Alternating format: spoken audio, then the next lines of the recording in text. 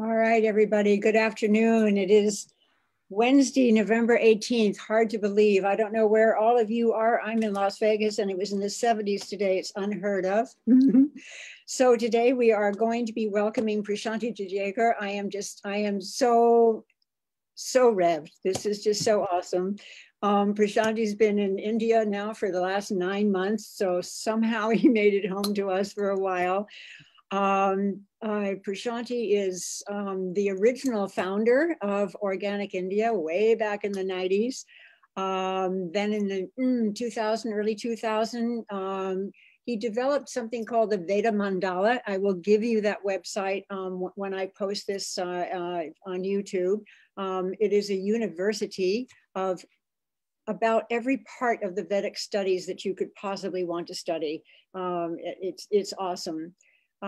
He is also the founding trustee of deJager, which is really preserving the high altitude herbs and the high altitude wisdom of the Himalayas. So with that, I don't want to waste any more time because Prashanti has so much to share with us.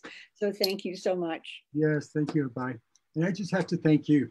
You know, masculine carries the cleverness, feminine carries the wisdom. 3,000 years that cleverness has been putting down the wisdom, right? And so the basic remedy for everything is to bring the wisdom up. And you are such an inspiration. Like you're like a gift to the planet. Like, I mean, not just this program, but just you in general. Thank you. And yes, in that time in the Himalayas together, it was made it very clear. So let me know when you want to share, and I will make you a host or co-host or something, hopefully. So ready to sure. share a screen. So let me just say to anyone listening, if for some reason we disappear, it's because I am so not tech savvy, but I'm going to try and make Prashanti a host so he can share his amazing slides. And here we go. Change host. Let's see what happens. Okay. You are now the host. So you can share the screen, etc. There we go. So this is, okay, what I'm going to talk about is herbs, right? But in the context, it's the Veda Mandala. So one of the things about the Veda Mandala, we have license to talk about a lot of things, but the Veda Mandala, there it is. It's bringing all these sciences together and practicing them in diagnosis and treatment and just in understanding in a way they originally were meant to be practiced, like unified. And when you take one out, you can still use it, but each of them, like often the keys in one are in another. And so I'm going to be talking about the herbs that you want to be taking this time of year, but in the context of the Veda Mandala. So that's what that is. As Abhay was saying, we have a Vedic school, the Veda Mandala. If you go to members, that website there, members.vedamandala.com, you can see it. We just put that up about a month ago, and now we're populating it with courses and things. But what's up there now, the courses are all about the yoga of time. And so the yoga of time, yoking ourselves to time. It's before we do that, let's set some intention. This mantra goes like this. Spirit take care of us, but we take care of each other. May Spirit feed us, may we feed each other. May we empower ourselves in ways that empower each other. May everything we do be brilliant, including this time together now. May we never speak ill of each other. In fact, when we speak to and of each other, may we be speaking to and of the highest forms of each other. Otherwise, you crack the matrix. Om Shanti, Shanti, Shanti. Peace to the three sources of our karma.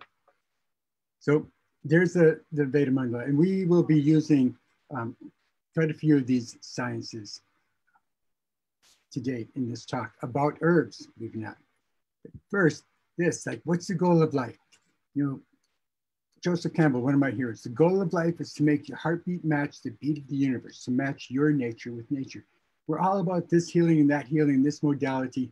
But in the end of the day, like all of these spiritual practices just like become like this, like growing your heart big enough to hold everything and aligning to nature, aligning to life. These are, and so like aligning, what does that mean? There's an interesting thing. Aligning to nature. Nature is the goddess, right? And when people think about that, when people think about nature, they automatically think space. Oh, I'm going to go out to this beach or this mountaintop. And yeah, that's nature. But the deal is, nature is space-time. So the goddess is space-time. And in fact, if you look at what is really enduring here, like, you know, continents come and go. Look at Pangea. These continents are going all over the globe. Mountains, the Appalachians used to be really high. Now they're low. Mountains fall. Grand Canyons are carved. The point is that space facet of nature is kind of transient. And that which endures, like the real, like the deeper goddess, is the time, the rhythms. The rhythms of the day, the rhythms of the month, the rhythms of the year. And so this alignment, it's interesting. We can, these curves on this chart here, this is like the lunar rhythms, the diurnal, the daily rhythms, the solar rhythms. We have all these gorgeous rhythms, and these rhythms of nature are the song of life. And then you have to, you know, just begs the question, like, what does your song sound like? And typically, you see that red line? This is just like, just plowing straight through it. Now, if you know, like the rhythms, these rhythms are all about, you know, lend themselves to diversity. Straight lines have a single outcome, but a curve has outcome, which means choice, which means diversity. And life is thrilled out of its beautiful mind with diversity, as we know. But as humans, if we just plow through, it's such a masculine thing to do. Linear through time, singular result, it tends to be arrogance. You're just disturbing the flow. Like if you're nature, if you are nature, which you are part of these rhythms. But fighting it, just plowing straight through, you're actually fighting yourself. So limited potential, it tends to be masculine, and it tends to generate the masculine mind, knowledge. But when you follow these curves, these graceful curves, this is diversity, the fullness, full potential. It tends to be feminine, and it generates a wisdom mind. This is one of the things we have to do with our lives, with everything. Generate the wisdom mind. Like I said, the basic cure of everything these days is to bring the wisdom, the feminine wisdom, up to match the masculine cleverness. And so there's all these different rhythms, like dinacharya, the daily routine, saptakacharya, the weekly, pakshacharya, the monthly. That's a lot of, you know about Akadashi, that's there. And then ritucharya, which is the yearly routine. And that can be done, followed over the seasons, or like kind of my specialty is the 4 corners of the year, the 2 equinoxes and the 2 solstices. And there's also the Jivacharya, the patterns over the lifetime. It's like this. So when it comes to these 4 corners of the year, I've been studying this. 1990, when I first went to India, I got mesmerized by it, to seeing these people practice Navratri and knowing there's something deeper. So I've watched it like 60 times, like 60 Navratris now. And each time, you know, I learn more, dive deeper into it.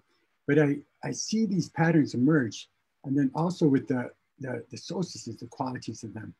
So the solstices tend to be more Shiva, more about like just this pure awareness, one within for the winter solstice and one with all in the summer solstice. And then these equinoxes, these in-between times, are more like preparing us for this. And they're obviously Shakti. Look at it's the Navratri restorative cleanse, Navratri, the 9 nights of the goddess. That's Durga. You'll note that the DUR of Durga is the same DUR as enduring. And what's enduring these time cycles. So it's interesting. Yeah, so this is one of the ways you can see this is on the equinoxes, we're trimming our story. Like you say, you set a goal, and you set a goal for where you want to go. And then you keep the story, whatever story supports that goal, you keep that. And then you trim away everything else. And then, the solstices, we curate memory, because identity follows memory. Like our memory is like is where our identity comes. And the whole point is to shift identity deeper and deeper and deeper into a much more authentic place. The more authentic the identity, the more authentic the person, the more authentic the Dharma. And so trim story, curate memory. Basically, memory in motion is story. Story stored is memory. And then who we think we are is stored, is like, comes out of that sense of memory. So this is what we're doing. If you look at the pattern of these, of nature, like there's upper left, you got the spring equinox, just life busting out or busting up. Then summer solstice is just blasting everywhere. That's the one with all. The autumnal equinox, the trees, everything's drying in. It's like the tree doesn't dry up. You think it does because there's dry leaves. No, the tree takes its juice from the surface and brings it into its core. And then the winter solstice, there it is. You see that like golden egg at the base of the tree. That's all the juices of the tree are there, like down in the earth with the mycorrhizals and things like this. They just totally getting restored. So it is with us. So this solstice etymology, the solstice is a still point, right? But what I want you to notice here is on the left, you see that pattern. It's called the analemma.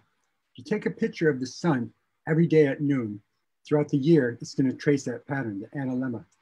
And so I use this, I've been studying this for so long, and I always wondered, okay, what is the orb of the solstice? Is it exactly the day? Is it plus or minus 3 days? What does it mean? There's different ways to figure this out. One way is you look at the Ekadashis, because the Ekadashis will have the flavor of the equinoxes or the solstices. And so if you see when the Ekadashi nearest the solstice begins, this is one way. But to me, a much more sure way is to use the analemma. Because if you look at it, this is the path of the sun to the north and to the south. The northern solstice, it stops, and the winter solstice is down below. But if you see, like the sun pretty much stops moving southward in early December, or just say Thanksgiving. And then it starts lifting up again January 8th or so. So that is what I take to be the orb of the winter solstice. It means, and to some extent, even the beginning of November. So sometime in November, like right now, you want to start doing your winter solstice practices. And then it peaks at the actual solstice. So one of the things, okay, if you have all this energy coming in, basically you have a current from your surface to your core, and anything you engage with during this time is going to go to your core. It's like a stream. You throw a log in it, it's going to go. So anything we throw in that stream now is going to go to our core. So you got to watch out. I mean, are you going to throw, like going to 5 airports, visiting all these, the whole Christmas, all that travel, all that running around buying. That's what we tend to do, right? So that's going into our core. So our core starts being made up of like just this ragged shatteredness. But there's practices that we can do that will ensure, like, we just restore this gorgeous, like, nectarous core. One of the practices is the herbs that we take. So it's also, it's a Vata time. And so we take the thing that we want to be doing now is these gorgeous earth element, adaptogenic positive epigenetic herbs, and that, which is basically the Rasayans. In Ayurveda, it's called the Rasayans. To some extent, in Chinese medicine, it's called the imperial herbs, and to some extent, it's called the adaptogens in Western science. So Rasayan Tantra, rasa, like enduring, juicy, youthful essence. Ayana means path, like the Ramayan is the path of Ram. So to some extent, it means the treating the plasma. This you have the blood. The blood is made out of the red blood cells and the plasma. To some extent, that's the rasa. But obviously, the rasa, it has so many meanings, and it's also, if you take this gorgeous, juicy essence path in all ways, not just the herbs, but in the meditations, that's going to go in. So the herbs of longevity, herbs of ojas. Ojas is that you might want vitality, right? But what you really want is the density of core vitality. That's ojas. Epigenetic events, your genes don't change, but their expression does. The genome doesn't change, but the phenome changes. And so you can, depending on what you do, the milieu tells that gene how to fire. So if you're worried and freaked out or taking really bad food, that gene is going to express itself in a lackluster way. But if you start doing things right, taking the right foods and having the right thoughts, all your genes are going to start expressing themselves in optimal ways. That's the positive epigenetics. These herbs do that. Herbs of deep balance, empowerment. Always remember, balance is a gateway. Anytime you bring balance happening, it's a gateway. Herbs of enduring stress resilience. That's basically the definition of adaptogen. Herbs of adaptation, and then optimal endocrine function. If you can balance that which balances the endocrine functions, you're going to be on it. For instance, that's one of the great things that Tulsi does. Speaking of Tulsi, there she is. This is Krishna Tulsi. This is, my goodness, I've spent so much of my life with this plant. It's like, in 1992, this plant grabbed me. And then by 1995, it said, get me around the world. 1997, Tulsi's in one country pretty much. By 2005, she's in 80 countries. Like, humans didn't do this. Tulsi did this. And by having a front row seat and being one of her main humans, my goodness, I so witnessed like this, like what these higher powers can do. But, these visions, these shaktis, these goddesses, that they want to come into the world, they do. So that's Tulsi. Behind Tulsi, that's Shiitake. That's a great pick. So Rasayans. There's licorice on the top. There's rhodiola. There's angelica, reishi, oshawu. There's the Brahmis, centella, and bacopa. That's some gorgeous bacopa, definitely adaptogen. This is the kutki, one of the herbs that I grow in the high altitudes in the Himalayas. Amla, fantastic, and haldi, turmeric. Now here's a few that I use. I make these formulas that are especially for this. I'll tell you in a sec, but these are some of them that you'd want to be taking. The Safed muesli, the Kali muesli, rhodiola, ashwagandha, shatavari, and orchids, Himalayan orchids are key. These gorgeous earth element, adaptogenic, positive epigenetic herbs. What are adaptogens? So there's another one, Siberian ginseng, elithro. Adaptogens, there's three main definitions. One, it just creates this systemic resilience to all forms of stress, like totally systemic, all forms of stress. Second, it generates homeostasis. So it means it's a two-directional herb. Most herbs are, 95% of the herbs are one directional. Like you take clove, if you're cold, keep taking clove, it'll warm you up, and then you're balanced, but if you keep taking it, you're out of balance. Shatavari, estrogen's too high, it lowers it. Estrogen's too low, it raises it. Two directional. These are the herbs you want to take because it means you can take them in a long term, and they're going to be safe. In fact, the safety, that's the third facet of the adaptogen definition. It has to be innocuous. Can't do no harm. The man in the picture here, Narendra Singh, is one of my dear mentors, had 500,000 clients in his life. Just such a beautiful man. Taught me so much, and just absolutely key to organic India. Western science, hundreds of articles in peer-reviewed bioscience journals. So there we are in one of the first Tulsi fields. That's back in the late 90s. So what is stress? There's all these different stressors around us. We don't even realize it. The sound, the emotions, the environment, the social media, all this craziness, it's stressing us. And the stress takes us down, wears us down. What does it do? So many different things. Positive, it helps us run away from a tiger, if we're being chased, unless you're the tiger cub there. But the diabetes, the sugar balance, the digestion, the mind, the sexuality, the immune system, everything crashes. And so this is another reason why we take these adaptogens at this time. It gives a real boost to our immunity. There he is. He didn't say this. What do people say, attribute to him, like the survival of the fittest? He never said that. Basically, this is what he's saying. It's the most adaptable. So if the survival and the wellness of a species, of all of us, depends on our ability to adapt, it would make sense that these Rasayans and adaptogens are really important.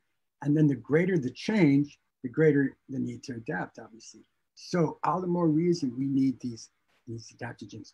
And there's many different adaptogens, different energetics that you take at different times. But again, you want to take the earth element typically. I don't know if you ever seen Aang the Avatar, but if you have kids, you got to see it. So this is one of the dangers. People will think they'll take an adaptogen for just to get over anything, or just reach for it. They'll take any. They're not aware of the energetics within them, the energetics of the time of the year. And so, for instance, now would not necessarily be the best time to take Brahmi, the Centella, things like this. Now is the time to take these earth elements. So there you have it, Guduchi, rhodiola, Eleuthero, American ginseng is such a good one. Salapunja, that's one of the orchid roots. So you have to figure out, so classic yoga and Ayurveda. One of the places where yoga and Ayurveda meets in the whole herb world is Astavarga. It means the path of 8. It's these 8 high Himalayan epic herbs that pretty much the most restorative herbs on the planet. And one of the reasons why the yogis would go to the Himalayas was for these herbs, because this is where they would grow. Also, the higher the altitude an herb grows, the more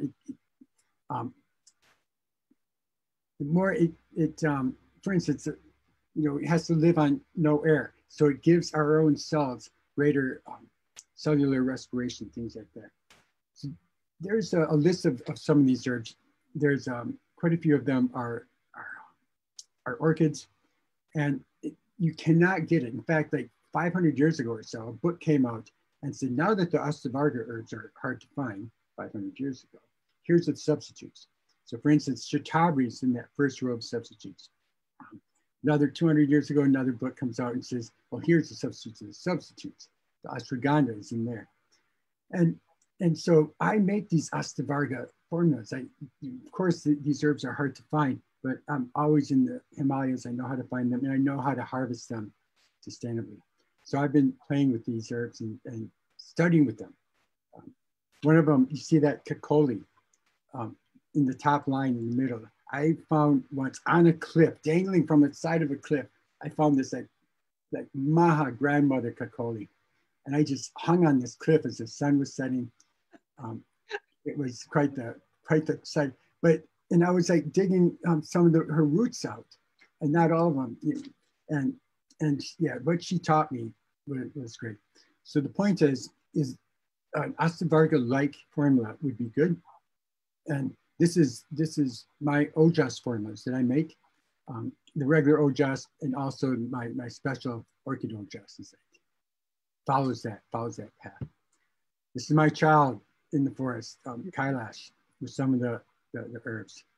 So these herbs, they definitely generate longevity. This guy here, he lived to 256 and ostensibly on a lot of these herbs. Tapan Swami lived to 186. He's on the Himalayan orchids. Yeah. And this formula Chwanaprash, it has a lot of these same herbs. There's the Shanpushpi, Triphala, balance, right? Yeah. The more balance you can generate, everything's gonna, balance is a gateway. And balance the neurotransmitters, the endocrine function, the digestion, the metabolism. And this is another thing that these herbs will do. A huge thing that you have to balance is, of course, the autonomic nervous system. The sympathetic, which is the tsunami of masculine stressors, and the parasympathetic, which you want to make into an oceanic amount of the Shakti of calm, right? You got this tsunami of masculine stressors on us. What's the one thing bigger than a tsunami? The ocean that it's in. So we do the pranayama, we do the herbs to make our parasympathetic just this oceanic Shakti of calm. So, and that generates balance, and that balance is a gateway. What's going through that gateway? We are our identity. The deeper we drop that identity, the closer we will be to their dharma. My definition of dharma is when the relationship to what you're doing has the same relationship that the sun has to its rays, that's your dharma. It's just, and so that means that the deeper into just core natural state of being, then that natural state of doing that comes out of that, that's dharma. But we're not that deep typically, but this is when we do it. We trim all this story in the equinoxes, these stories that would get in our way, fill our mind, and just get rid of that. Just keep the story that supports his dive into ourselves. And then on the winter solstice, we, like I said, curate memory. There's many ways to do this. In fact, we have a whole course on it. So you go to that website, and we'll be posting around early December the whole winter solstice practices. And we're going to have a 5-day, like a meditation retreat, just a few hours every day. Tune in for that.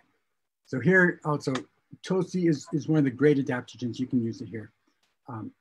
It has an incredible relationship with Agni. This is one of the things that makes it special. A lot of these adaptogens don't come with their own fire. Tulsi does, and it's a mere leaf. So the joke of this picture is Prashanti outstanding in the field of Tulsi. More Tulsi. This is a great thing. The fact that these adaptogens are two-directional, it means that you can take them a long time, and they'll keep you on track, keep you aligned. Keep you aligned. That's the key. And there's so many things that we need deep restoration from. Just 2020, we need it. Pregnancies are a big thing. Like so many of the moms I see who have a child or two, they don't restore that core. Heartbreak, big time. Yeah, just an onslaught of stress that we've been in. So this is the time to do that. This is the time to restore the core. You can do all the superficial treatments, but it's best now to just drop the world, go in. There's epigenetics. Yeah. I have this goal in my life, 95 for the 99. That means the 99 is the people and the 95 means personal potential. If we can get as many people as possible to hit the 95% of their own personal potential, that alone will change the world. And one of the ways to do that is to support positive epigenetic changes. Sexuality, also, there's this one energy and it has 3 directions, down and out, sexual reproductive, helps steady, organ restorative, in and up is spiritual energy. And so these adaptogens also obviously are going to be doing that. And it's your choice, depending on what channels you have open and what your goals are, you will restore that one energy that has these 3 directions, including sexuality. So there's Shatavari, precious Shatavari. This is a good one. Even though it's cooling and more maybe a summer thing, it's great. So many, oh, here's another thing with the Shatavari, phytoestrogens. We have all these xenoestrogens, these endocrine disruptors in our environment. And so one of the best ways to protect ourselves from that is the phytoestrogens that compete. But if you take soy phytoestrogens, they're tamasic. It's not going to be good for you. But the sattvic phytoestrogens, like the lignans in flax and the estrogens in turmeric, and these estrogens, these 10 estrogens in Shatavari, they're not just estrogens. They're selective estrogen receptor modulators. They're phytocerms. And this is something that a phytoestrogen that can come into the cell, see if the cell is healthy or what needs to happen, and either turn that receptor site on or off. Like that is just so beautiful, so brilliant. There's Yuta and I and Eric. We grow our own Shatavari. It's such a beautiful thing. So there you see, Shat means 100, Vri means root, 100 rooted one. Helps you be rooted 100 different ways. There's the Ashwagandha. It's Ashwagandha basically means the grounded strength of a stallion. Gandha, ground, Ashwa, the stallion. Endurance, calms. It's a great herb for our time. Readily available. It's great. I use a lot, put it this way, a lot of these herbs come in pairs. So Shatavari and Ashwagandha, good team. Then above them, Kali muesli and Safed muesli. And then above them, these orchids. And so you can put these together in a way that then starts resembling this Astavarga form. And that's what I do. Gaduchi is fantastic. Amrit, it's tridoshic. One of the few of these herbs that's actually tridoshic, means balancing everything. There's, you know what that is? That's cordyceps. And if you know what cordyceps is, there's like this fungus that just goes into these worms. And that's high Himalayan cordyceps. Great picture. Mm-hmm. Yeah. So Kutki, this is, and it is, I grow a lot of these epic, precious herbs. They're like the Kutki and the teas. They would, Kutki can treat hepatitis C, get rid of hepatitis C. It's such a great antiviral. And the teas also. Teas is the only non-poisonous aconite. Aconite's a poison. So imagine like a poison that's not poisonous, that can think like a poison. Just darts into the cell, penetrates quickly. Yeah. But the Kutki is such a great herb, and it's going extinct. Just basically all these Ayurvedic herb companies in India, they're not responsible. They'll just, if they feel like an herb is going extinct, they'll race to get the last of it, that kind of thing. But yeah, it's fantastic in so many different ways. Like #1 liver herb and blood and kidney, fantastic for immunity, boosting immunity. And it's one of the herbs, like Alzheimer's or dementia, is when you have the synapses of the neurons. Those synapses are held in place by these protein folds. When those folds get a little inflamed, they fold too much and they squash the synapses. And that's the beginning of dementia. Kutki and turmeric, for this matter, can go in there and unpack that and release it and reverse dementia to some extent, but also just keep your mind healthy. There's you have all these trim camps up in Northern California. I have these trim camps too, but we're trimming Kutki up in the high Himalayas.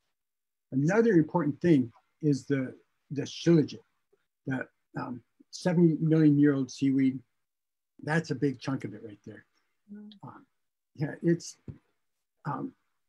it's practically the best item to increase metabolism in a really healthy way. 70 million year old seaweed. It has all of the elements of the ocean, and all in their optimal form. You can take zinc oxide, stuff that you put on your face, it might not be so good, but zinc glutamate, all of these things have their optimal form. This shilajit has it in its optimal form. Plus, it has like fulvic acid, which is just such a miraculous, beautiful thing. Not all fulvic acid. You have fulvic acid in your garden at home, but not all fulvic acid is the same. And the fulvic acid from the high Himalayas it's almost has a mind of its own. It's a little bit like the mycorrhizals that bridge the plant kingdom and the mineral kingdom. And so when I make this shilajit, take really good, some of the best shilajit comes from the Karakoram range, which is near K2. Take that, and shilajit is a yoga vahi. It means like anything you put it with, it amplifies the goodness of it. So I put 11 yoga vahis in there, like gold powder and diamond and blue lotus, tulsi, things like this, astavarga, and that's another thing that you want to take at this time. In fact, typically the shilajit you only take in the wintertime. This shilajit is more balanced. But yeah, you take the shilajit, brings up the fires of transformation, brings up the Agni. And the definition of Agni is that which reduces all to its essence. And so this is the time when you want to reduce yourself to essence. So shilajit is going to do that. Shilajit is also going to be a yoga vahi with these earth element herbs as you bring them in. So, and there's the Veda Mandala again. We could bring in even more things. You could do the mantra here. And there's the website down below. And, Ram Dass once said to me, 1990, he said, we're all just cells on the surface of Gaia, walking on the surface of Gaia. So it just makes me want to end this, like, forget about us, like, just take care of Gaia. Walk softly on this cell of consciousness on the surface of Gaia. Restore serenely for the benefit of all beings. Every day, every breath, every way. There you have it.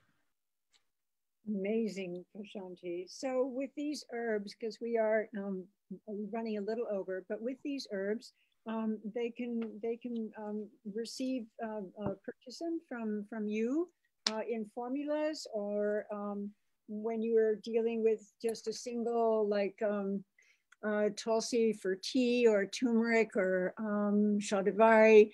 How do you suggest people to safely be able to add these to their daily regime? Turmeric, adding to the food, to smoothies, things like this. You can take a lot of turmeric. The things like shatavari, there's, I wonder if I can find it. There's this thing I call evening nectar, which is fantastic here. So hour before bed, half hour before bed, you take a saucepan and you put it on your stove.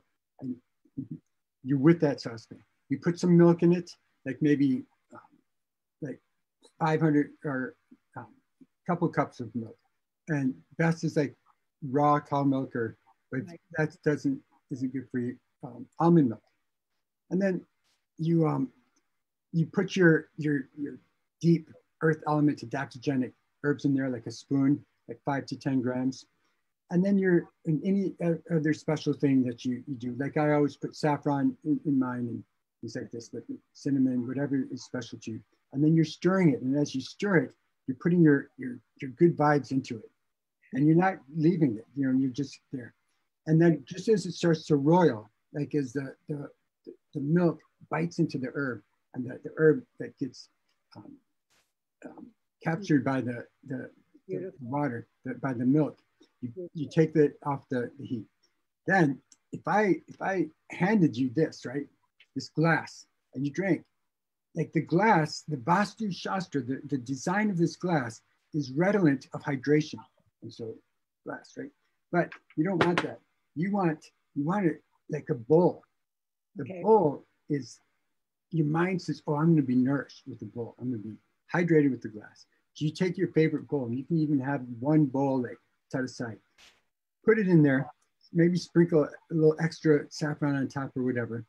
And then the deal is, if this formula, this evening nectar formula, if you have anger in you, to some extent, it can increase that anger. Whatever's there, it will increase. So you fill yourself with like nectar.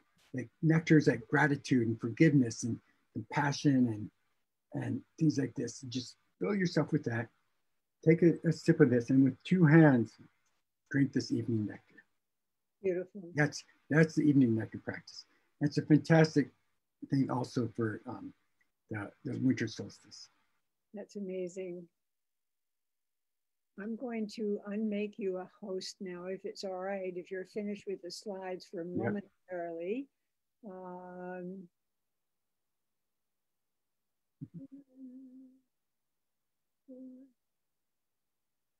oh. My goodness. I hope people, well, good thing you recorded it. They can like play it at half speed or something. Oh, I know. Amazing. Okay. Let's see now. Do you need to click something off for your slides? Sorry, Oh, yeah, everyone. yeah, okay. Stop share. There we go. Okay, beautiful, beautiful. This is awesome. Yeah, we're going to be playing this daily for about a week to be able to get everything down. I thank you. That was amazing. You're stupendous.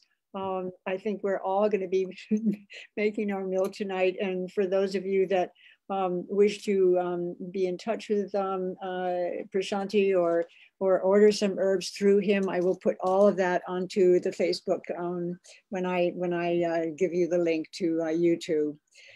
So I wish you all this is a lovely way to end November's Jivamaya Wisdom Talks. Thanksgiving is next week. I really have to say, with everything that is going on, we still have so much to be grateful for. So find all those things, write them down so you don't forget them, post them everywhere if you need to. There really is so much. And most of all, we have each other. So yes. Thank you. Right? It's beautiful. So I'm going to leave you, but I'm not going to leave you, Prashanti. Hang in there.